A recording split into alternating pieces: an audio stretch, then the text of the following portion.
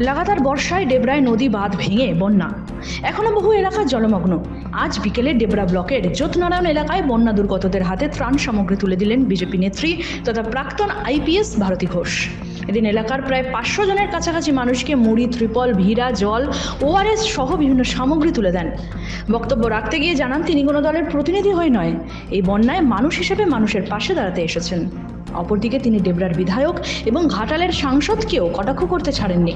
কবে দল দেবে, সরকার দেবে, তারপর বিধায়ক, সাংসদ এলাকায় ত্রাণ দিতে আসবে, পকেট থেকে কিছু খবর করুক মানুষের ত্রাণ দেওয়ার জন্য, কটাক্ষ করেন ভারতী ঘোষ। এর উত্তর দিলেন ডেবরা বিধায়ক ডক্টর হুমায়ুন কবির। তিনি জানান, আমি ভারতী ঘোষকে 3 বছর পর ডেবরায় দেখলাম। বিগত 10 দিন আমি ডেবরায় থেকে বহু মানুষের খাবার জোগাড় করেছি, ত্রাণ দিয়েছি। ভারতী ঘোষ শিক্ষিত মহিলা, সমস্ত কিছু তথ্য জেনে মন্তব্য করা উচিত।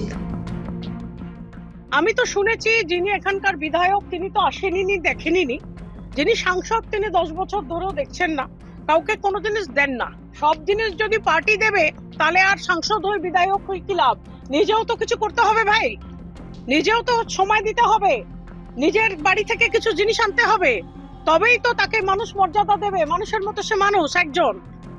সব যদি মনে করে যে পার্টি দেবে, ধরে দেবে, তখন আমি যাব বাজনা বাজিয়ে রবিবার দিন যেদিন আমার শুটিং থাকে না, তাহলে তো হয়ে গেল।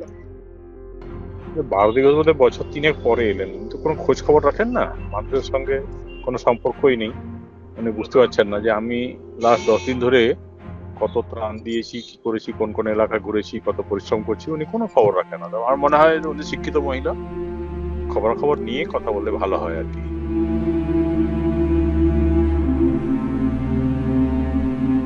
ডেবরা থেকে নিজস্ব প্রতিনিধির রিপোর্ট, এএনএম নিউজ।